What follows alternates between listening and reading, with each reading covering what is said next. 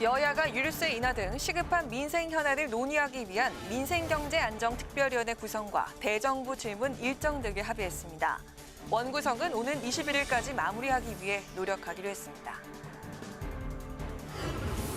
대통령실 사적 채용 논란에 국민의힘은 야당의 잘못된 프레임이라고 비판했고 민주당은 국정조사를 요구했습니다.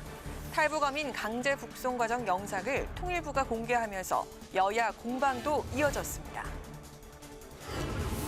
국민의힘과 정부는 성장 둔화를 우려해 소득세와 법인세 인하 등 세부담 완화에 적극 대응하기로 했습니다. 더불어민주당 당대표 후보 등록이 마감된 가운데 이재명 대 반이재명 구도 속 당권 경쟁이 본격화됐습니다. 뉴스앤 파워 인터뷰. 오늘은 더불어민주당 당대표에 출사표를 던진 박주민 의원과 함께 2년 만에 당권 재도전에 나선 배경과 이재명 의원의 당대표 출마 강행에 대한 입장, 그리고 어대명에 맞서는 97세대 4인방의 컷오프 통과 여부에 대해서 전망해봅니다.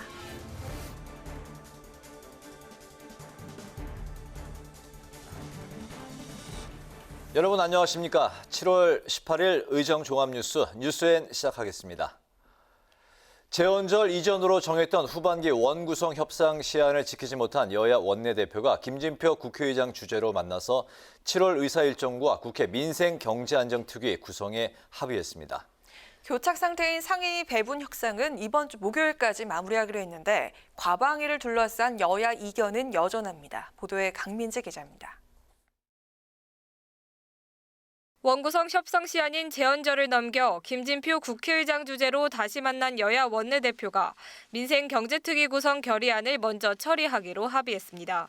장기화된 입법부 공백 상태에 여론 부담이 커지고 있는 만큼 김 의장이 처음 제안하고 민주당이 요구해왔던 민생특위 구성을 국민의힘이 받아들인 겁니다.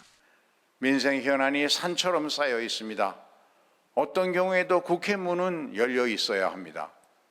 시급히 원구성을 끝내고 다시는 국회 공백 상황이 되풀이되지 않도록 이번 기회에 법과 관행을 정비합시다. 위원장은 국민의힘이 맡게 되며 민주당과 국민의힘 각 6명, 그리고 비교섭단체 1명, 총 13명으로 구성됩니다. 오는 10월 31일까지 활동하며 시급한 민생 현안을 다룰 예정입니다. 안전운임제 지속, 대중교통비 환급, 기타 여야 간사가 합의한 시급한 경제 현안 법안으로 한다. 국민의힘 제안에 따라 7월 임시국회 일정도 확정했습니다. 오는 20일과 21일 민주당과 국민의힘이 차례로 교섭단체 대표 연설을 진행하고 다음 주 25일부터 사흘간은 대정부 질문을 실시합니다. 다만 최종 타결에 이르지 못한 상임위 배분과 사개특위 구성안은 일괄 타결해야 하는 만큼 이번 주 목요일까지 좀 더 논의하기로 의견을 모았습니다. 후반기 국회 원구성 협상은 7월 21일까지 마무리하도록 양당은 적극 협조한다. 여야가 첨예하게 부딪히고 있는 부분은 과방위원장을 어느 쪽이 차지하느냐의 문제. 지난 15일 김진표 의장이 나서 방통위를 다른 상임위로 이관하는 내용 등 두 차례에 걸쳐 중재안을 제시한 것으로 알려졌지만 국민의힘은 중재안은 임시비봉책에 불과해 받아들일 수 없다는 입장인 반면 민주당은 방송 장악 의도가 없다면 중재안을 거절할 이유도 없다고 맞서고 있습니다. 국회의장 주재로 협상에 물꼬를 튼 여야가 이번엔 원구성까지 마무리 지을 수 있을지 또다시 협상 시한을 넘기게 될지 관심이 모아지고 있습니다. 국회방송 강민지입니다. 권성동 국민의힘 당대표 직무대행이 대통령실 사적 채용 논란과 관련해 잘못된 프레임이라고 반박했었는데요. 민주당은 윤석열 정부의 인사 시스템을 들여다보자며 국정조사를 요구했습니다. 한편 지난주 권 대표 대행과 점심을 함께하며 불화설을 잠재웠던 장제원 의원은 오늘 사적 채용 발언과 관련해 권 대표 대행을 공개 저격하면서 갈등이 노출되기도 했습니다. 태윤영 기자가 보도합니다.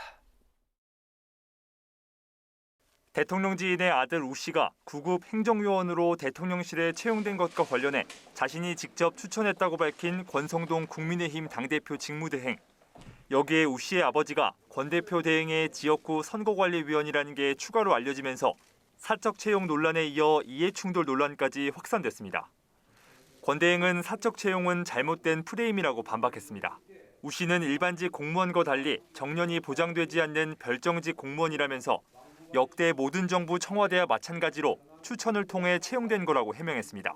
역대 모든 정부의 청와대도 함께 일한 사람 중에서 열정과 능력이 있는 사람들을 뽑아서 일반직 공무원과 별정직 공무원의 채용 절차, 채용 방법, 그리고 채용 관행에 대해서 전혀 모르는 국민들을 호도하기 위한 프레임이다. 또 아버지가 선관위원이라고 해서 아들이 특정 정당을 지지하지 말라는 법은 없다며 이해충돌 논란을 일축했는데 최고위원 회의에선 전 정권 탓을 하고 있는 건 아닌지 성찰해야 한다는 자성의 목소리가 나오기도 했습니다. 더불어민주당은 국정조사를 요구했습니다. 국민의힘이 진상규명을 위해 제안한 북한 어민 북송 사건 국정조사와 함께 사적 채용 논란 등을 불러일으킨 윤석열 정부의 인사 시스템을 따져보자는 겁니다. 국정조사가 필요합니다. 누구에 의해서 이러한 인사가 진행됐는지, 그리고 누가 이런 사람들을 추천해서 이런 참사에 이르게 했는지, 검증과 검열은 제대로 된 것인지, 이런 것들도 한번 따져봐야 할 필요가 있다고 봅니다. 우 위원장은 또 공정과 상식을 무너뜨린 인사 시스템을 개선하지 않고선 대한민국은 앞으로 나아갈 수 없다고 지적했습니다. 윤석열 대통령은 출근길 인사 전반을 다시 짚어볼 계획이 있냐는 기자 질문에 다른 질문 없냐며 즉답을 피했습니다. 한편 인사 채용에 압력을 넣었다는 권 대표 대행의 발언과 관련해 장제원 의원은 말씀이 거칠다. 집권 여당의 대표로서 막중한 책임을 감당해야 하는 자리에 있다는 사실을 잊지 말라며 불편한 심기를 드러냈습니다. 불화설을 일축한 지 사흘 만에 나온 이 같은 반응에 둘 사이 갈등의 불씨가 있는 거 아니냐는 관측이 나왔는데 권 대행은 일단 장 의원의 지적을 겸허히 수용하겠다며 확전을 피했습니다. 국회방송 태윤영입니다. 통일부가 탈북 어민 북송 당시 영상을 공개하면서 신구 권력 갈등의 최정점에 달하고 있습니다. 민주당은 국민 감정을 자극하기 위한 의도라고 반발하며 통일부가 할 일이냐고 강력 비판했고, 국민의힘은 심각했던 인권 유린 순간이 드러났다며 철저한 진실 규명은 국가의 의무라고 주장했습니다. 김동희 기자입니다. 통일부가 지난 2019년 11월 탈북 어민이 판문점을 통해 북한으로 송환될 당시 직원이 개인적으로 촬영한 영상을 공개했습니다. 공개된 4분 분량의 영상에는 탈북 어민이 판문점 군사 분계선을 넘지 않으려고 저항하는 듯한 장면이 담겼습니다. 민주당은 강력 반발했습니다. 전 정권에 대한 국면 전환용 보복 수사뿐 아니라 통일부를 비롯한 정부 부처들이 총선 경쟁에 뛰어들고 있다는 겁니다. 또 본질은 넘어가는 장면이 아니라 이들이 이탈 당시 순수한 귀순 의사를 가지고 있었느냐였다면서 북송 관련 사진에 이어 영상까지 공개한 통일부를 강하게 비판했습니다. 선정적인 장면 몇 개를 공개해서 국민들 감정선을 자극하겠다, 이런 취지인데 효과가 없는 걸 알면서도 집착하는 걸 보면 좀 한심하다는 생각이 듭니다. 국민의힘은 통일부가 이미 공개한 사진에서보다 영상에서 더 심각한 인권 유린이 자행되고 있음이 드러났다며 전 정권의 강제 북송을 비판했습니다. 남북 평화 협력의 상징인 판문점이 순간 탈북자 인권 유린의 현장으로 뒤바뀌는 역사적 비극의 순간이었습니다. 또 북송에 문제가 없었다고 주장한 정의용 전 청와대 국가안보실장을 향해선 궤변이자 이미 강제 북송을 정해놓고 짜맞추기식 조사와 결정을 한 게 아닌지 의문이 든다고 목소리를 높였습니다. 한편 윤석열 대통령은 이번 탈북어민 북송 사건의 수사가 헌법과 법률에 따라 진행돼야 한다며 짧은 입장을 밝혔습니다. 국회방송 김동희입니다. 국민의힘과 정부가 대내외적 경제 위기 상황에 대응하기 위한 세제 개편 방향을 논의했는데요. 소득세 부담을 완화하고 법인세를 인하하는 등 서민과 기업의 세 부담을 완화하기로 의견을 모았습니다. 국민의힘은 첫 지역예산 정책협의회를 광주에서 열며 호남 민심을 두드렸습니다. 홍혜진 기자가 취재했습니다. 국민의힘과 정부가 세부담 완화에 나섰습니다. 최근 대내외적인 요인에 따른 고물가, 저성장이 우려되는 상황에서 어느 정도 세수를 감수하더라도 서민과 기업의 부담을 최소화하겠다는 의지입니다. 국민의힘은 세제 개편 방향을 논의하기 위한 당정협의에서 서민과 중산층을 위해 소득세 부담을 완화하고 징벌적 부동산 세제를 정상화해 줄 것을 정부에 요청했다고 밝혔습니다. 가능하면 소득이 좀 낮은 분들한테 많은 혜택을 좀 주었으면 좋겠고요. 그 폭도 좀 넓혀달라고는 요청을 했습니다. 또 급여 생활자의 밥값 세제 공제 혜택과 유류세 탄력세율 적용 확대 등도 적극 검토해 줄 것을 주문했다고 말했습니다. 국민의힘은 기업의 법인세를 OECD 평균 수준으로 인하하겠다는 방침을 재확인했고 중소 중견기업을 대상으로 상속세 인하도 추진하기로 했습니다. 국민의힘은 지역 현안과 예산 챙기기에도 나섰습니다. 특히 첫 지역으로 호남을 찾았는데 대선 기간 공약했던 복합 쇼핑몰 유치 등을 통해 호남 발전에 기여하겠다고 약속했습니다. 지난 대선과 지선에서 약속드린 AI 산업과 미래 모빌리티 산업에 대한 지원을 아끼지 않겠습니다. 복합 쇼핑몰 유치 약속을 차질 없이 이행하고 국민의힘은 또 지역예산 정책협의회를 통해 중앙정부와 지방정부, 여야가 협치하는 모습을 보여드리겠다고 강조했습니다. 최근 윤석열 대통령 국정 지지도 하락과 집권 여당의 내홍 등에 따른 민심 이반을 차단하기 위한 적극적인 민생 챙기기 행보로 풀이됩니다. 국회방송 홍혜진입니다. 다음 달 28일에 치러지는 더불어민주당 전당대회 후보 등록이 마무리되면서 친 이재명계와 비이재명계의 당권 쟁탈전이 시작됐습니다. 이재명 의원을 둘러싼 사법 리스크와 선거 패배 책임론 등을 두고 이 의원과 반 이재명 후보 간의 치열한 공방이 예상됩니다. 임채원 기자가 전합니다. 8월 28일 실시되는 더불어민주당의 당대표 선거는 이재명 의원이 출사표를 던지면서 이재명 대 반이재명 대결 구도로 확정됐습니다. 어차피 대표는 이재명, 이른바 어대명 기류에 맞서 90년대 학번 70년생 97그룹 강병원, 강훈식, 박용진, 박주민 의원과 친문계로 분류되는 5선의 30 의원이 이 의원에게 연일 견제구를 날리고 있는데 이재명 의원을 향한 사법 리스크가 핵심입니다. 97그룹과 친문계 등 반이재명계는 이 의원의 대선 패배 책임론을 부각하면서 이 의원이 당대표가 된다면 대장동 특혜 의혹과 성남FC 후원 의혹에 따른 당대표 구속 상황 등이 벌어질 수 있다고 우려하고 있습니다. 당대표가 그런 상황에 빠지면 당 전체가 사법 리스크에 휩싸이는 거나 마찬가지 결과가 나오는 거죠. 알겠습니다. 이건 전략적으로 우리 당으로서는 취해야 할 태도가 전혀 아니죠. 반면 이 의원은 여전히 자신에 대한 사법 리스크 우려는 불식될 것이고 선거 패배 책임에 대해서도 회피가 아닌 해결로 책임지겠다며 정면 돌파 의지를 보이고 있습니다. 그걸 무슨 사법 리스크라 그러고 고발당하면 사법 리스크입니까? 아마 저한테 먼지만큼의 흠결이라도 있었으면 이미 난리가 났겠지요. 비이재명계 후보 단일화도 당권 경쟁의 큰 변수로 꼽힙니다. 오는 28일 진행되는 컷오프를 통과한 3명만이 본선에 오르는데 어대명 프레임에 대항해 비명계 후보 간 단일화 가능성도 없지 않습니다. 다만 국민적 인지도가 높은 이 의원이 중앙위 70%, 국민 여론 30%를 반영하는 컷오프 투표에서 압도적 지지를 얻는다면 이재명 대세론이 힘을 받을 것이라는 전망도 있습니다. 최고위원 경쟁도 뜨거울 것으로 보이는데 친명계에서는 박찬대, 이수진, 양이원영 의원 등이 친문의 고민정, 윤영찬 의원과 비명계 고영인, 송갑석 의원 등이 출마하면서 친명 대 비명 대결 구도로 치러집니다. 민주당은 선출직 5자리 최고위원에 비수도권이 없을 경우 지명직 최고위원 2자리에 우선 배정해 전국 정당을 지향할 방침입니다. 한편 민주당으로부터 자격 미달로 전당대회 출마 불허 결정을 받은 박지원 전 공동비대위원장은 당대표 출마 서류 접수를 거부당했습니다. 국회방송 임천입니다. 대우조선해양 협력업체 노동자들의 선박 점검 농성이 50일 가까이 이어지고 있는 데 대해 여야가 엇갈린 반응을 내놨습니다. 국민의힘 권성동 당대표 직무대행 겸 원내대표는 최고위원회의에서 하청업체 노사가 해결할 일을 원청주주에게 떠넘기는 건 막무가내식 떼쓰기에 불과하다며 불법 점거는 조선업뿐만 아니라 지역 경제에 대한 테러 행위라고 비판했습니다.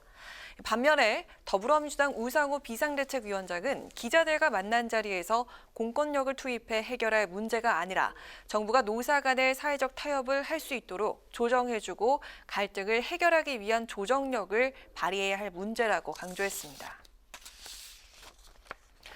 더불어민주당 정치보복수사대책위원회가 공개 회의를 열고 윤석열 정부를 향해 지금 시급한 수사는 바로 민생수사라고 강조했습니다. 우상호 비상대책위원장은 이 자리에서 민생경제 위기와 코로나 재확산 등 시급한 민생 현안을 외면한 채 보복수사와 정치 공작에 혈안이 돼선 안 된다며 이같이 밝혔습니다. 또 민생수사와 각종 고발 수사를 신속하게 진행하는 게 수사기관이 할 일이라고 촉구하면서 당은 각종 현안에 대해서 대책위 차원에서 공정하게 대응해 나가겠다고 밝혔습니다.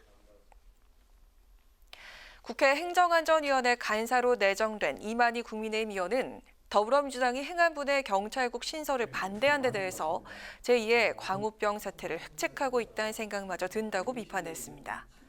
이 의원은 기자회견에서 민주당이 경찰국 도입 취지를 의도적으로 왜곡하며 허위 사실이나 다름없는 자극적인 선동을 해왔다며 이같이 말했습니다. 이어 경찰국 신설은 과거 청와대가 비공식적으로 경찰을 지휘하고 통제했던 밀실 행정에서 투명한 행정으로 정상화하는 것이라고 주장했습니다.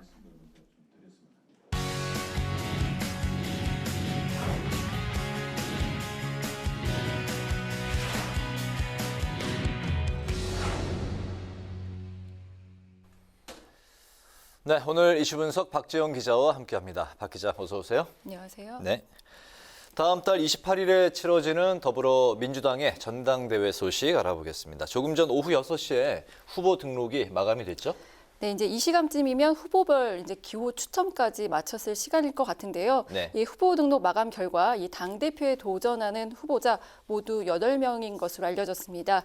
어제 출마를 선언한 이재명 의원, 그리고 이른바 97그룹으로 대표되는 강병원, 강훈식, 박용진, 박주민 의원하고요. 이 86그룹의 김민석 의원과 이재명 저격수를 자처한 설원 의원, 그리고 당의 젊은 피죠. 이동학 전 최고위원까지입니다. 네. 당대표 후보자는 모두 8인, 최고위원 후보자는 아직은 이제 밝혀지지 않은 상황인데, 근데 그 당대표에 출마를 선언했던 박지현 전 비대위원장 이름이 보이질 않네요. 어떻게 된 건가요? 네, 그렇습니다. 이제 박지현 전 비대위원장 오늘 오전 이 후보 등록을 하러 갔지만요. 네. 이 민주당이 서류를 받아주지 않았습니다. 이 출마 자격 미달이라는 당의 입장에 변화가 없었는데요. 이 출마 불허 이후 다시 한번 짚어드리자면요. 민주당은 이 당대표에 출마를 하려면 이 당원 당규에 따라서 이제 권리당원 자격 요건을 갖춰야 한다는 입장입니다. 네. 이 권리당원 자격 요건이라는 게 이 전당대회 6개월 전 당원 가입을 해야 하고요. 또 6회 이상 당비 납부를 해야 하는 건데요. 민주당 박 전 위원장이 이 같은 권리당원 자격 요건을 충족하지 못했다는 겁니다.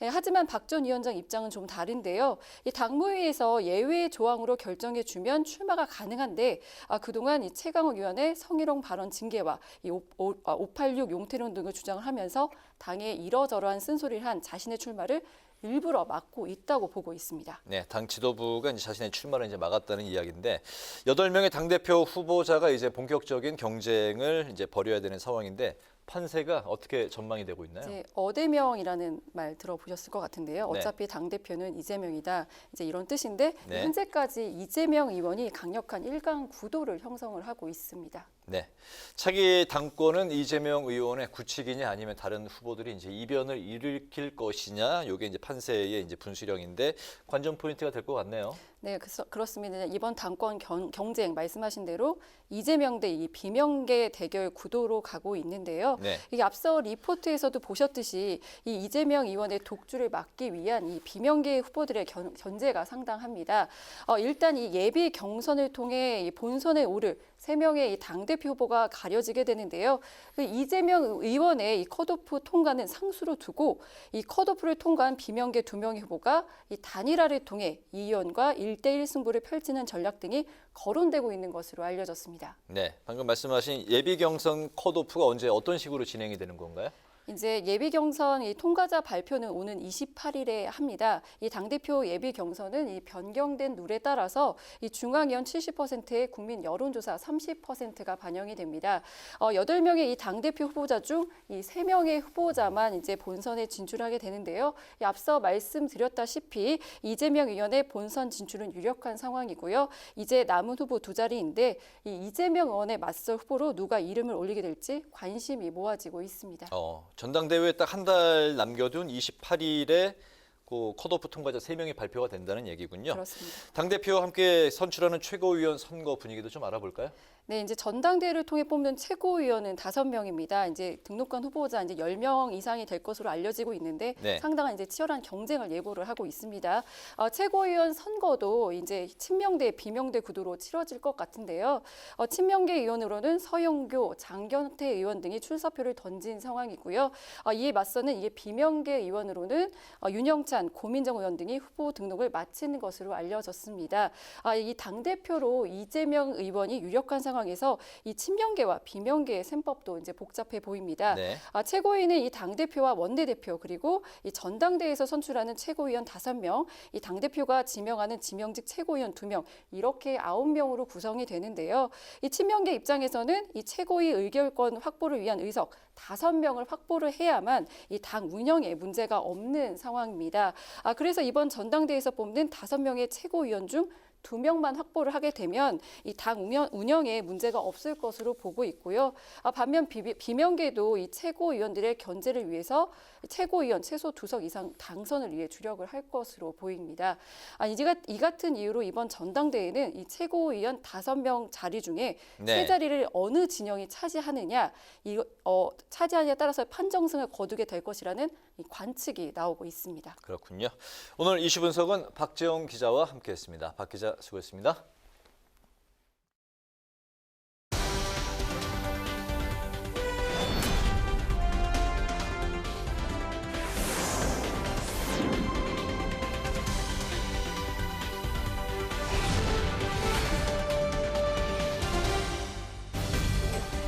강한항의 정치톡 시간입니다. 7월 18일 시선을 집중시킨 정치 뉴스 만나보시죠. 오늘의 첫 번째 정치톡은 사적 채용과 공적 채용의 차이입니다. 대통령실의 사적 채용 논란이 끊이지 않고 있습니다. 대통령 외가 6촌, 구구 유튜버 누나이에서 이번엔 대통령실 사회수석실에서 근무하는 구급 행정요원 우모 씨 부친이 현재 강릉시 선거관리위원이자 윤석열 대통령과 오랜 인연을 쌓은 인물로 밝혀지면서 논란이 불거졌습니다. 여기에 권성동 국민의힘 대표 직무대행 겸 원내대표가 자신의 지역구 사무실에서 자원봉사를 하던 우 씨를 추천했다고 밝히면서 높은 자리도 아니고 구급 행정요원으로 들어갔다. 최저임금보다 조금 더 받는다라고 해명해서 사적 채용 논란에 기름을 부은 격이 됐습니다. 이 같은 논란에 여론이 악화되자 대통령실과 권성동 대표 직무대행은 아무런 문제가 없다고 정면 돌파에 나섰고요. 국민의힘은 야권의 정치적 공세이자 잘못된 프레임이라고 일축했습니다. 하태경 의원은 한 발 더 나아가서 사적 채용의 개념을 설명하면서 이제까지의 대통령실 채용의 관행 대부분이 공모가 아닌 추천 채용이었다고 지적했습니다. 민주당에서 사적 채용이라는 개념으로 규정을 하는데 사적 채용은 내 사비로 채용한 사람이 사적 채용이에요. 그러니까 공적 채용이고요. 네. 그다음에 이제 저는 대통령실 취업 문제에 대해서 살펴보자고 하면 살펴볼 수 있다고 보는데 문재인 대통령실 것까지 같이 했으면 좋겠어요. 대통령실의 일반적인 관행이었거든요. 이 추천 채용이. 자, 그러면 사적 채용 논란에 대해서 전 정부와 비교를 이어간 인물 또 있습니다. 바로 나경원 전 의원인데요. 나 전 의원은 사적 채용 프레임으로 늘어지는 걸 보면 참 고약하다며 문재인 전 대통령의 청와대는 어땠는지 묻고 싶다고 꼬집었습니다. 된 공무원. 그러니까 한마디로 이 별정직 공무원은 추천을 받아서 채용하게 되어 있습니다. 채용됐다는 분들이 다 보면 캠프 때부터 일을 했다는 거거든요. 그럼 그걸 갖다가 사적 채용이라는 걸 씁니다. 그러면 문재인 대통령의 청와대는 어땠는지 한번 묻고 싶어요. 그걸 다 공개 채용을 했었는지. 공정과 상식을 전면에 내세운 윤석열 정부 하에서 사적 채용 논란이 연이어 불거지고 있습니다. 일각에선 이번 사건을 계기로 윤석열 정부의 국정 운영이 발목을 잡을 수 있다는 관측도 나오고 있습니다. 이렇게 반복되는 사적 채용 논란에 대해서 아무런 문제가 없다, 불법은 아니다라는 해명을 내놓고 있는 대통령실. 언제쯤이면 국민 눈높이에 맞는 설명을 해줄 수 있을까요? 이어서 오늘의 두 번째 정치톡은 출마 접수도 퇴짜입니다. 더불어민주당 전당대회 출마를 놓고 지도부와 지루한 신경전을 벌여왔던 박지원 전 비상대책위원장의 당대표 출마가 결국 좌절됐습니다. 전 위원장은 오늘 오전 11시께 국회의원회관을 찾아서 민주당 전당대회 예비 후보자 등록 신청을 하려 했지만 피선거권 자격 미비로 접수처에서 서류 제출이 거부당했습니다. 접수처 관계자는 당직 선출 규정에 따라서 피선거권 자격 요건에 해당되지 않기 때문에 서류 접수 자체를 진행할 수 없다면서 양해를 구했습니다. 죄송합니다. 당직 선출 규정에 따른 피선거권 자격 요건에 해당되지 않기 때문에요. 서류 접수 자체를 진행할 수 없습니다. 양해 부탁드리겠습니다. 네, 그거를 서류를 받아보시고 그걸 봐야 아는 거 아닌가요? 네, 받아보시고 이거는 당에서 알아서 처리해 주세요. 파쇄를 하시던지 아니면 접수를 해주시던지 그거는 당에서 처리하시리라고 생각합니다. 예비 후보자 등록 신청 접수처 앞에서 벌어진 실랑이에도 박 전 위원장은 결국 접수증을 받아들이지 못했습니다. 이후 박 전 위원장은 기자들과 만난 자리에서 접수조차 안 될 것이란 내용은 어느 정도 전달받은 상황이었다면서 후보 자격 미비로 서류 접수가 안 된다는 당 선거관리위원회의 태도는 부당한 문전박대라고 강하게 비판했습니다. 당 선관위 확인해 본 결과 자격 미비로 접수가 안 되는 것으로 반려가 아니죠. 접수가 안 되는 거니까. 당무위원회 공식 안건으로 올라온다라는 부분들은 맞지 않는 것 같고요. 당의 입장은 결정이 된 것 같습니다. 한편 당대표 출마를 선언한 이재명 의원 자신을 연일 저격하면서 불출마를 요구해온 박 전 위원장에게 힘을 실어주는 발언을 해서 눈길을 끌었습니다. 이 의원은 오늘 개인적으로는 박 전 위원장에게도 도전의 기회를 주면 좋겠다는 생각이 든다면서도 시스템과 질서와 규칙을 지켜야 하는 당 지도부 입장도 이해가 간다고 밝히기도 했습니다. 전당대회 출마마저도 퇴짜를 맞은 박지원 전 위원장. 향후 계획을 묻는 질문에 일단 책을 집히라고 시간을 갖고 천천히 생각해 볼 것이라고 답했는데요. 2030을 대표하는 젊은 정치인에서 이제는 후보 등록마저 거부당하는 신세가 된 박 전 위원장. 청년 정치가 살아있는 새로운 민주당을 만들겠다는 그녀의 다짐은 과연 지켜질 수 있을까요? 지금까지 강아랑의 정치톡이었습니다.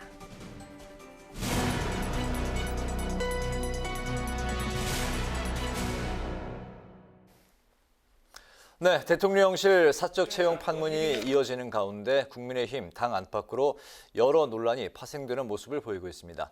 숨을 고르고 있던 야권의 공세 또한 만만치 않은데요. 자세한 이야기를 국민의힘 이명빈 상근 부대변인과 짚어보도록 하겠습니다. 대변인님 안녕하십니까? 반갑습니다. 안녕하십니까? 네, 대통령실의 사적 채용 논란이 다시 이제 또 불거졌습니다. 이제 여당은 문제가 없다 이렇게 정면 돌파에 나선 상황인데요. 그렇지만 윤 정부의 공정과 상식이 좀 무너지는 것 아니냐, 도마에 오른 건 이제 좀 분명해 보이는데요. 이 화두는 청년층이 특히나 이제 예민한 그런 이제 문제인데 국민의힘 청년 정치인으로서 이번 사적 채용 논란 어떤 입장이실까요? 네, 결정적인 만큼 채용 자체는 어느 정도 납득 가능한 부분이 있습니다. 그러나 일반 국민 눈높이에서 일반 공무원과 별정직 공무원이 어떻게 다른지 잘 설명을 했어야 된다고 생각을 하는데요. 선거에 기여를 한 청년이 일을 잘해서 별정직으로 임명이 된다. 이것은 납득 가능할 수 있습니다. 하지만 최저임금보다 10만 원 더 받는다. 또는 내가 취급을 해달라 했는데 미안할 지경이다. 이런 말은 수많은 이제 공무원 시험을 준비하는 분들을 허탈하게 만드는 발언으로 비춰질 수 있기 때문에 이 부분에서는 우리 당의 대응이 아쉬웠다고 생각합니다. 네, 이에 맹공을 쏟아낸 민주당인데요. 사적 채용 의혹과 그리고 북송 어민 사건에 대한 동시 국정조사 카드를 꺼내 들었습니다. 여당 입장 어떻습니까? 네, 우선은 저희 당의 공식 입장은 나오지 않는 상태인데요. 강제 북송과 구급 채용 논란을 동일선상에 두는 것은 무리가 있다고 생각을 합니다. 이것은 억지로 두 가지 사건을 엮어서 우리 당에 압박을 넣으려는 의도로 보이는데요. 동시 국정조사를 하자는 것은 전 정권의 안보 문란과 그 과정에서 어떤 문제가 있었는지 밝히려는 저희 당과 정부의 노력을 방해하는 정치 공작에 불과하다고 생각합니다. 네, 지금 이제 화상 연결이 된 상황인데 잠시 그 오디오가 원활하지 못한 부분 사과드리겠습니다. 계속해서 질문 드리겠습니다. 이 사적 채용 문제에 국민의힘 당내에서 잠시 이제 불협화음도 감지가 됐습니다. 장제원 의원이 권성동 대행의 발언을 직격을 했습니다. 발언이 거칠다 이런 발언을 쏟아냈는데 그렇기 때문에 두 사람 간은 이제 불화설이 좀 일단락되는 것 같았는데 다시 흔들리는 것 아니냐 이런 해석이 나오고 있습니다. 일각에서는 이런 윤핵관의 균열이 이준석 대표에게는 회생의 기회가 될 수도 있다 이런 목소리가 나오는데요. 어떻게 지켜보고 계실까요? 네, 우선은 앞서 드린 답에 이어서 이것은 부적절한 발언에 대한 적절한 비판이라고 보는데요. 이것은 권성동 의원과 이제 장제원 의원 간의 건전한 대화에 불과하다고 생각합니다. 실제로 권성동 의원께서도 피드백을 수용한 상태이고요. 이 상황이 균열이고 이 대표에게 회생의 기회가 된다라는 것은 지나친 확대 해석이라고 봅니다. 네, 이런 가운데 이준석 대표가 재심 청구 대신에 새 결집에 나서고 있는 모습을 보이고 있는데 당초 적극 대응을 이제 시사했었는데 좀 입장이 달라진 이유가 어떤 건지 궁금하고요. 당내에서는 이런 이 대표의 스킨십 행보를 어떤 시선으로 바라보고 있는지 듣겠습니다. 네, 일단 저희 당 입장에서는 원내 합의랑 국회 정상화가 아직 안 돼서 이것을 위해서 힘을 쏟느라 바쁜 상황이고요. 그래서 이제 지금 직무가 정지된 이 대표에게 국민의힘이 특정 시선을 이렇게 볼 겨를은 없다고 생각합니다. 어쨌든 이거는 별개로 현재 당과 대통령 지지율이 좀 낮아진 상태인데 이준석 대표의 이런 결집하는 행보는 지지율 회복에 도움이 된다고 생각합니다. 이제 우리 당이랑 정부에 실망하고 떠나간 청년들의 마음을 붙잡아 두는 데는 도움이 되지 않겠나 이렇게 보고 있습니다. 네, 오늘 말씀 잘 들었습니다. 네, 감사합니다. 네, 지금까지 국민의힘 이명빈 상근 부대변인이었습니다. 저는 지금 다시 한번 달려오는 회색 코뿔소를 보고 있습니다. 그래서 무거운 각오로 이 자리에 섰습니다. 저 박주민, 윤석열 정부와는 당당하게 맞서는 민주당, 국민의 우산이 되기 위해 두려움 없이 나아가는 그런 정당을 만들겠습니다. 여러분, 저는 오늘 힘없는 자들의 울타리가 되고 힘이 되는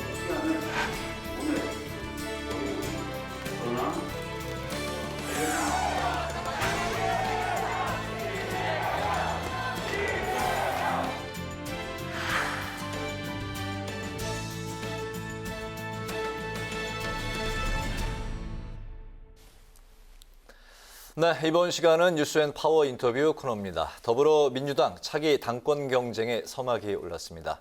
이른바 97그룹 4인방 전원이 전당대회에 뛰어든 가운데 사실상 1강으로 꼽히는 이재명 의원이 본격 등판을 하면서 당권 대진표가 확정됐습니다. 당대표 출사표를 던진 97그룹 중 한 분, 2년 만에 당권 재도전에 나선 분, 오늘은 더불어민주당의 박주민 의원과 관련 이야기를 나눠보겠습니다. 의원님 안녕하십니까? 네, 안녕하십니까? 네, 요즘 굉장히 바쁘실 텐데 출연해 주셔서 네. 감사합니다. 아니 기회 있을 때마다 나와야 돼요 지금. 많이 노출이 돼야 되는 네. 상황이군요. 네. 또 출사표를 던지셨으니까 네. 말씀하신 대로 개혁과 혁신의 기치를 들고 당권 출사표를 이제 던지셨습니다. 네, 뭐 출마의 좀 변을 들어볼까 하는데요. 네. 박주민이 더불어민주당의 당 대표가 돼야 하는 이유, 또 자신의 이제 강점, 경쟁력이 어떤 건지 먼저 들어보고요. 출마 선언문에서 회색 코뿔소라는 이제 네. 비유를 하셨습니다. 네. 또 더불어서 어떤 말씀인 건지 네. 같이 좀 들어볼까요? 그러니까 제가 2년 전에 당대표 출마했을 때 그때 저희가 총선 압승을 한 뒤였습니다. 네. 근데 그 성공이 사실은 위기의 시작일 수 있다라고 제가 당대표 출마하면서 얘기했습니다. 네. 많은 국민들이 저희에게 큰 의석을 주셨다는 것은 그만큼 많은 기대를 하는 거였거든요. 네. 그래서 그 기대에 부응하는 모습을 못 보여드린다면 2년 후 대선에서 누가 후보가 되더라도 질 것이다 라고 제가 말씀드렸습니다. 네. 안타깝게 그 당시 얘기했던 게 좀 현실이 된 것 같은 느낌이거든요. 그래서 이제라도 여전히 원내 제1당인 만큼 이 의석수에 부합하는 역할, 그리고 우리가 하겠다고 그동안 강령 등을 통해서 약속해왔던 것들을 제대로 실천하는 정당을 만들겠다. 네. 그것을 통해서 다시 한번 국민의 신뢰를 얻고 또 사회적 문제 해결을 원하는 제 세력들을 다시 민주당을 중심으로 결집시켜서 반드시 총선 승리하겠다. 이게 제 출마의 변이었습니다. 네. 회색 코뿔소 이야기는 이제 경제학 용어인데요. 너무나 덩치가 크고 또 무게가 무거워서 멀리 있기만 해도 또 살짝만 다가와도 그 존재를 알 수 있는 존재예요. 그 위험한 존재감을 느끼게 하는 건데. 네. 그럼에도 불구하고 막상 다가올 때까지 미처 대처를 안 하거나 네. 또는 두려움에 떨면서 대처하는 방법을 못 찾거나 하면서 대처의 시기와 상황을 놓쳐버리는 그런 케이스들을 회색 코뿔소라고 얘기하거든요. 네. 2년 전에 저희가 한번 그 회색 코뿔소가 다가오는데도 제대로 대응을 못했는데 또 그럴 수는 없다라는 측면에서 이제 회색 코뿔소 이야기를 2년 전에 회색 코뿔소는 어떤 거고 지금의 회색 코뿔소는 어떤 겁니까? 아까 말씀드렸던 대로 176석을 얻은 것 자체가 네. 어떻게 보면 굉장한 성공이지만 동시에 우리가 뭔가 해야만 되는 일이 많아지는 네. 임무가 막중해지는 그래서 그걸 제대로 못하면 당이 국민의 신뢰를 잃을 수밖에 없는 위기 상황이었던 거거든요. 네. 그것이 하나의 회색 코뿔소였는데 네. 지금은요? 지금은 당이 지금 연거푸 선거를 졌는데 이제라도 좀 정신을 차리고 뭔가 우리가 그동안 왜 할 일을 못했는지에 대해서 반성하고 각오를 다지는 일을 또 못한다면 이 선거 패배로 인한 그 위기 네. 이것을 또 저희는 그대로 또 뒤집어 쓸 수밖에 없는 그런 상황이 된다라는 의미에서 회색 코뿔소 얘기한 겁니다. 네네. 네, 박주민 의원 포함해가지고 구출그룹의 그 4인방을 양강양박이라고 하더라고요. 네. 그 양강양박 중에서 그 가장 늦게 출마를 결심을 하셨는데 그 이유가 그 2년 전에도 전대를 출마했는데 좀 다른 내용이 있어야 한다라고 하셨습니다. 지금과 그때 어떤 게 달라졌습니까? 저는 뭐 항상 가장 늦게 출마해요. 2년 전 네. 당대표 출마할 때도 제일 늦게 네, 마지막 그렇죠. 날 했고요. 네. 4년 전에 최고위원 출마할 때도 가장 늦게 출마를 했었습니다. 뭐 장구하시는 스타일이신가요? 네, 왜냐하면 제가 뭔가 도전을 하려면은 제 네. 도전이 어떤 의미를 가지고 있는가, 또 그게 필요한가를 좀 판단을 해서 그 판단이 서야 좀 움직이는 스타일이거든요. 네. 그래서 이번에도 제 자신을 2년 전에 비해서 제가 어느 정도 더 준비됐는지, 더 성숙했는지 이런 것들을 좀 돌아보는 시간이 필요했어요. 네. 근데 이제 결과적으로는 지금 현재 당내에서 이루어지고 있는 지난 대선과 지선 패배에 대한 평가나 이런 부분이 네. 제가 생각하는 거하고 좀 다르더라고요. 저는 아까 말씀드렸던 대로 176석을 얻었을 때부터 우리 당의 위기는 오히려 시작됐고 제대로 그때 일을 못했던 게 지선과 대선의 패배 이유라고 보고 네. 지금부터라도 할 일을 제대로 할 수 있는 당으로 완전히 혁신하자. 그것을 위해서 반성하고 각오를 다지는 것이 보수 기득권 세력들은 가장 무서워하는 것일 것이다. 이런 생각을 갖고 있었는데 요즘 나오는 평가는 제가 2년 전에 했던 말이나 제가 방금 드렸던 말씀과는 좀 달리 몇몇 사람들에게 자꾸 평가의 모든 책임을 좀 지우려고 하고 네. 또 저희가 이제 그 뭔가 개혁하고 진보하려면 당원이나 시민들과 함께 할 수밖에 없는데 당내 정치인과 당원의 간극이 벌어져 있음에도 불구하고 이걸 메우려고 하기보다는 좀 애써 당원들의 목소리를 좀 더 안 들으려는 그 반성적 평가가 네. 자꾸 나오더라고요. 그러니까 그런 부분에 대해서도 저는 문제 제기하고 싶고 그래서 출사표를 좀 던지게 됐습니다. 네. 네, 이인영 의원이 좀 출마를 많이 독려했다고 하는데 좀 유독 4인방을 밀어주는 듯한 그런 느낌이 있습니다. 이유가 뭘까요? 딱 한 번 모였고요. 네. 이인영 의원님 밥 사주신다 그래서 한 번 모였고 예. 사실 그 모인 자리에서도 그 당시에 당대표 출마 여부에 대해서 결정을 못 하신 분 고민은 하고 있지만 확정은 안 지으신 분 다양했어요. 그러다 보니까 특별하게 어떤 긴 얘기가 이루어지지 못했고요. 다만 그 당시에 이제 이인영 의원이 그런 얘기는 했습니다. 당의 미래를 생각해 봤을 때 조금 젊은 사람들이 도전하는 모습이 필요한 시기다. 네. 이런 얘기는 했었죠. 네. 알겠습니다. 그 좀 전에 그 더불어민주당의 현 그 위기 상황에 대한 그 책임을 몇몇 사람한테 이제 지우려고 한다에 대한 이게 비판의 그 말씀을 하셨는데 그 책임론의 그 중심에 있는 이재명 의원이 결국 이제 출마 선언을 했습니다.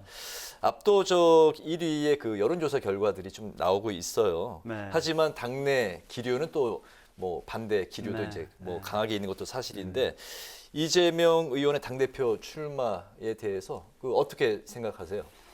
뭐 당대표 이제 출마를 결심하신 이상 같은 경쟁자라고 보고요. 네. 당의 혁신 또 당이 어떻게 하면 가치를 실현할 수 있을까에 대한 그런 방향성과 정책 이런 것들을 놓고 아주 즐겁게 경쟁할 각오가 돼 있고 마음이 돼 있습니다. 아, 네. 그 과정에서 아마 제가 상대적으로 우위가 있는 부분도 네. 충분히 보여드릴 수 있을 것이라고 생각하고요. 네, 우위가 있는 부분. 네. 네. 아, 우위. 우위가 있는 부분. 네네. 예. 저는 우의로 이제 들었는데 왜냐하면 두 분이 좀 그 사이가 네. 좋다, 괜찮다, 가까운 사이다 이렇게. 근데 이게 그런 것 같아요. 두 가지를 근거로 그런 말씀을 많이 하세요. 첫 번째는 너는 왜 이재명 의원이 불출마해야 된다라는 말을 안 하느냐. 근데 제가 아까도 말씀드렸잖아요. 전 2년 전부터 당이 176석을 가지고 아무것도 못하면 그 누가 나와도 선거에서 질 수밖에 없다는 얘기를 해왔던 사람입니다. 네. 그런 관점에서 저는 지금도 평가하고 당이 달라져야 된다고 생각하는 사람이기 때문에 한 명 또는 두 명 또는 뭐 세 명에게 당신들 탓이오 다 네. 라고 하는 게 제 철학이나 판단이나 평가의 기준하고는 안 맞아요. 두 번째는 단일화에 대해서 왜 너는 흔쾌히 얘기 안 하느냐. 단일화 열려 있습니다. 저도 단일화 열려 있어요. 본선 과정에서 저도 당대표 되고 싶어서 나온 97 그룹 간의 단일화 말씀하시는 거죠? 뿐만 아니라요. 네. 네, 저도 당대표가 되고 싶어서 나왔기 때문에 네. 단일화 가능성 열려 있습니다. 그런데 지금 각자 당의 혁신 방안이나 방향에 네. 대해서 제대로 얘기도 나눠져 있지 않은 상태에서 단일화에 대해서 어떻게 생각해? 라고 물으면 제가 난 찬성이에요 라고 얘기하는 게 정상입니까? 그게 우리가 오히려 극복하려 그랬던 낡은 정치잖아요. 네. 근데 사실 답답한 게 요즘에 젊은 정치 하시겠다는 분들조차도 그런 자꾸 얘기를 하셔서 저는 오히려 새 정치는 좀 새로운 방식대로 해야 된다. 그래서 단일화 열려 있습니다. 근데 굉장히 명분 있고 그 필요성이 인정되고 자연스러운 과정을 거쳐야 된다고 생각을 해요. 네. 열려 있고 충분히 논의할 시간도 있다고 생각합니다. 저는. 네. 알겠습니다. 그래서 요 두 가지를 근거로 자꾸 네. 친하다, 페이스메이커다. 네. 결국은 너는 뭐 이재명 의원님을 위해서 출마한 존재다. 맞지 않습니다. 네. 네. 알겠습니다. 근데 이제 그 두 분이 뭐 최근에 얼마 전에 이제 뭐 새벽까지 이제 음주를 하셨다. 뭐 이제 그 얘기가 이제 뭐 방송을 타면서 술 한번 먹으면 뭐 예, 그래서 그럴 수 있다고 생각이 듭니다. 네. 예, 제 질문은 이제 그래서 이제 지난 경선에 대선 경선에 그때 이제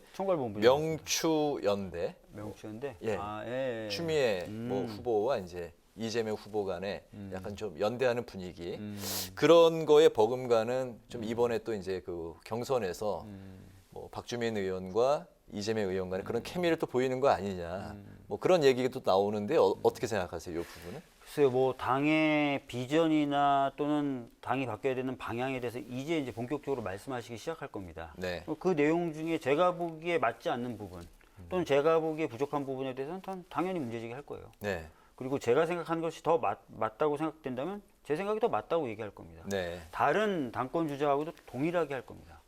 그러니까 저는 비전이라든지 또는 혁신의 방향을 겨루기 위해서 나온 존재이기 때문에 네. 그걸 가지고 당당하게 싸울 거고요. 충분히 승산이 있다고 봅니다. 알겠습니다. 네, 양강 양박. 이 4인방 강병원, 박용진, 강훈식 그리고 박주민 의원까지 이렇게 네 분인데요. 누가 또 이 안에서 본선행 티켓을 거머쥘지도 또 관심사입니다. 네. 앞서 언급을 했던 여론조사 결과들을 보면 2위가 박용진 의원이고 의원께서 3위로 네. 또 올라서셨는데 어떻습니까? 이 결과에 대해서 앞으로 또 본선행 티켓을 어떻게 가져가게 될지. 두 가지를 좀 보셔야 될 것 같아요. 네. 첫 번째는 우리 당 지지층을 대상으로 놓고 보면 제가 오히려 2등 나오는 경우들이 많습니다. 두 번째는 우리 당이 전국의 모든 지역을 굉장히 소중하게 생각하고 당연히 그렇지만 주요한 지역적 기반으로 놓고 보는 것이 호남입니다. 지난주죠 KBC 방송에서 호남권 전역을 대상으로 여론조사를 했을 때 제가 2등이었고요. 네. 이재명 의원과 10%도 차이가 안 났습니다. 네. 그리고 그것은 당의 개혁과 혁신을 바라는 분들이 누구를 쳐다보고 있는지가 나오는 거죠. 그래서 저는 훨씬 더 이제 흐름을 탈 거고 제 확장성이나 이런 부분들을 발휘한다면 충분히 좋은 승부가 가능하다고 생각합니다. 그렇다면 단일화는 전혀 고려를 안 하시고 계시겠네요. 단일화 아까 열려 있다고 말씀드렸습니다. 아, 열려 있다. 네. 네, 그래서 네. 세 명이 이제 그 본선에 올라가는 거잖아요. 네. 뭐 이재명 후보 이제 네, 올라간다고 맞습니다. 만약 가정을 한다면 네. 그 남은 두 분 간에 만약 박주민 의원이 또 이제 올라가신다고 했을 네. 경우에 두 분 간에 뭐 그 반 이재명 전선으로 단일화도 가능하다는 뭐 그러니까 그런 제가 말씀인 말씀드렸던 것처럼 지금 현재 그 컷오프를 누가 당할지도 모르는 상황이에요. 네. 기자분들도 도대체 컷오프 통과할 세 명이 누군지 짐작이 안 된다는 겁니다. 네. 그럼 컷오프가 통과된 뒤에 아까 말씀드렸던 것처럼 당의 혁신 방향이라든지 당 개혁 방안에 대해서 토론이 벌어지거나 각자의 색깔과 내용이 드러난 상태가 되겠죠. 본선이 되면. 네. 그러면 이제 그 과정에서 접점이 있는지 이런 것들을 따지게 되겠죠. 네.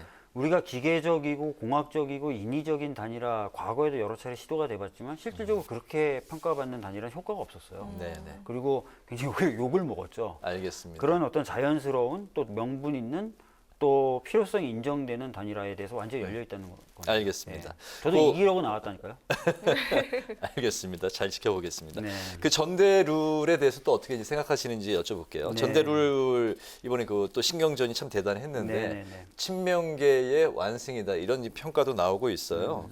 이번에 그 전대룰이 그 의원님한테는 어떻게 좀 그 유불리 측면에서 어떻게 생각하시는지 궁금하거든요. 먼저 좀 과정을 좀 말씀드리면 처음에 이제 전준위에서 안을 올렸을 때 비대위가 그걸 받아들이지 않은 거죠. 네. 그래서 사실 전준위 위원장이 사퇴까지 했었어요. 그렇죠. 네. 그러면서 문제가 불거졌고 저 같은 경우에는 작년에 이미 네. 중앙위원회의 컷오프에 당원이라든지 다른 여론이 들어가야 된다는데 연서명을 한 적이 있고요. 네. 2년 전에 당대표 출마했을 때도 그런 룰이 개편돼서 당원이라든지 일반 국민의 목소리가 들어가야 된다는 주장을 계속 해왔던 사람입니다. 네, 네. 그래서 전준희의 결정을 반갑게 생각하고 있었는데 비대위가 갑자기 그걸 튼 거죠. 네. 그래서 사실은 이 기자회견을 주도한 사람 중에 한 명이 저예요.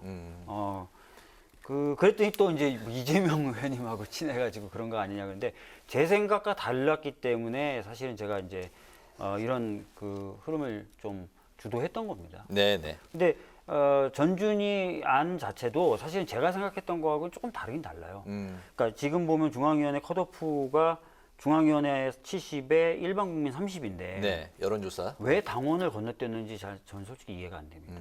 당원을 조금이라도 좀 넣어서 네. 당이 당원의 결사체인데 당원 넣고 그다음에 일반 국민 넣고 이렇게 하는 게 더 좋지 않았을까 그런 네. 아쉬움은 있어요. 네네. 근데 이게 유리하냐 불리하냐를 따지면 크게 영향은 안 미칠 거예요. 왜냐하면 일반 국민 조사에도 대부분 이재명 의원이 가져가실 가능성이 있거든요. 네. 나머지 조금을 가지고 이제 다른 후보들이 나눠 가지게 될 가능성이 있겠죠. 절반의 만족, 절반의 불만족인가요? 네. 알겠습니다. 또 다른 그 당권 주자인 그 강병원 의원이 당 대표는 공천권을 포기하는 게 어떠냐 이런 이제 그 안을 제시했는데 이 부분은 어떻게 생각하세요? 이재명 의원은 그러려면 당 대표 왜 하냐 그렇게 일축하던데요. 공천권이라는 문제가 중요하지 않은 문제는 아닙니다. 네. 그런데 지금 사회 경제적으로 굉장히 큰 위기가 우리 사회에 닥쳐오고 있고 우리 당이 거기에 어떻게 잘 맞서서 성과를 내느냐 그걸 위해서 당이 어떻게 바뀌느냐를 논의해야 되는 시기인데 네. 공천권 얘기하면 아마 일반 국민들이 야 참 쟤네들 한가하다 이런 얘기할 거예요. 그래서 이 이야기를 당대표 후보 나오신 분들이 막 전면에 내걸고 막 이걸 주요 쟁점으로 다투고 하는 거는 네. 제가 보기에 현명한 게 아닙니다. 그리고 저 같은 경우에는 최고위원을 이미 역임했잖아요. 네. 그래서 최고위원들이 좀 당 의사결정에 좀 더 그 영향력을 발휘한다거나 참여할 수 있도록 하는 것 등을 포함한 당내 의사 구조를 좀 더 개방하는 것에 대해서는 과거부터 주장해 왔습니다. 네. 여전히 그런 입장을 가지고 있어요. 네. 그래서 좀 더 민주화하고 공천권도 좀 그런 틀 안에서 논의되는 거 찬성입니다. 여튼 그러나 네. 지금 공천권 가지고 이렇게 하자 저렇게 하자가 핵심 일단 쟁점이 지금 되는 나올 거는 그 시기는 아니다. 네. 한가해 보이죠. 예, 알겠습니다. 네. 네, 현안도 좀 짚어볼까 하는데요. 네. 지금 탈북어민 북송 사건을 놓고 신구 권력이 아주 충돌을 하고 있습니다. 의원님 견해를 좀 들어보고 싶은데 그 특검이나 국정조사에 대해서 어떤 견해 갖고 계십니까? 결론부터 말씀드리면 뭐 특검이나 국정조사 하는 것도 괜찮다고 봅니다. 다만 최근에 부처들이 과거 정부에서의 태도와 정반대의 태도를 보이고 있거든요. 그 과정도 좀 소명이 돼야 된다고 생각합니다. 그 당시는 그랬고 왜 지금은 이런지 네. 그 부분이 분명히 소명이 돼야 된다고 생각합니다. 이 사건의 경우 사실관계가 굉장히 분명하게 여러 차례 얘기가 되고 있어요. 그러니까 단순한 어떤 그 탈북민이 아니라 사실은 13명이나 되는 사람을 살해한 사람이지 않습니까? 그러니까 이 사람에 대한 16명이요? 예, 16명. 네. 정부의 처우가 과연 부적절했는지 저는 지금도 솔직히 의문이고요. 여튼 국정조사나 특검 다 뭐 가능한데 반드시 정부 부처가 갑자기 태도가 바뀐 배경에 대해서도 밝혀져야 된다고 생각합니다. 알겠습니다. 마지막 질문이 이제 그 사적 채용 논란인데 네. 대통령실의 사적 채용 논란이 이제 지금 한창 일고 있습니다. 윤 대통령은 오늘 이제 그 도 스태핑에서 요 부분에 대한 질문은 스킵을 했고요. 네. 또 대통령실과 여당은 정당한 채용이라는 입장인데 의원님은 이제 강력하게 또 비판을 하셨습니다. 정당한 채용 아니죠. 네, 국정조사도 필요하다는 국정조사나 이런 것도 지금 필요하다는 게 국민분들 입장 아니시겠습니까? 정당한 채용이 아니죠. 왜냐하면 권성동 의원이 본인 입으로 네. 압력을 행사했다는 취지로 얘기를 한 거 아닙니까? 네. 그래서 결과적으로 원하던 급수는 아니지만 반영이 됐다는 거 아니에요. 그런데 그 사람이 누구냐? 권성동 의원의 선거를 관리하는 선거관리위원회 위원의 아들이잖아요. 네. 그럼 만약에 제 입장을 바꿔놓고 제가 저희 지역의 지역구의 선거를 관리하는, 그래서 제 당락까지도 영향을 미치는 사람의 아들을 막 부탁을 하는 거예요. 야, 취업시켜. 그래서 취업이 됐어요. 근데 제가 아무 문제 없다고 얘기할 수 있겠습니까? 그거 아니잖아요. 그리고 또 이분이 윤석열 대통령의 후보 시절에 고액 헌금을 했더라고요. 네. 그럼 이것도 이해 충돌이 있는 거지 않습니까? 1,000만 원인가? 예. 예. 그러면 아무 문제가 없다. 그러면 앞으로 어느 정도까지 해야 문제가 있는 겁니까? 전 이해가 안 가고, 오히려 지금 정부와 여당은 이런 부분에 대해서 잘못했다. 전수조사라도 해서 더 이런 존재가 있는지 확인하고 재발을 방지하겠다라고 얘기하는 게 국민의 눈높이에 맞는 처사다, 이렇게 생각합니다. 네, 정말 마지막으로 이제 거대 야당의 당권 도전자시잖아요. 네. 각오 한 말씀 시청자 여러분들께 해주시죠. 예, 아까 말씀드렸듯이 저희가 여전히 야당이지만 많은 의석을 가지고 있습니다. 사회경제적으로 큰 어려움이 닥치고 있는 이 시기에 야당으로서 잠자코 보고 있을 수만은 없습니다. 적극적인 역할을 통해서 사회적 의제와 과제들을 해결하고 국민의 신뢰를 되찾는 그런 과정을 거쳐나갈 것이고, 거기에 적합한 당으로 완전히 더불어민주당을 탈바꿈시키겠다는 각오를 말씀드리겠습니다. 알겠습니다. 네. 오늘 뉴스앤 파워 인터뷰에서는 더불어민주당의 전당대회 당권 도전에 나선 배경, 그리고 이재명 의원의 당대표 출마에 대한 입장, 마지막으로 97세대 4인방 컷오프 통과에 대한 생각을 중심으로 지금까지 더불어민주당의 박주민 의원과 함께했습니다. 오늘 말씀 잘 들었습니다. 감사합니다. 네, 고맙습니다. 내일은 구름이 많은 가운데 오후 한때 중북부 지역에 소나기가 내리겠습니다. 아침 기온은 서울이 24도, 대구 25도, 낮 기온은 서울 30도, 대구가 34도까지 오르면서 무더위가 이어지겠습니다. 네, 오늘 뉴스에는 여기서 마치겠습니다. 시청해주신 여러분 고맙습니다.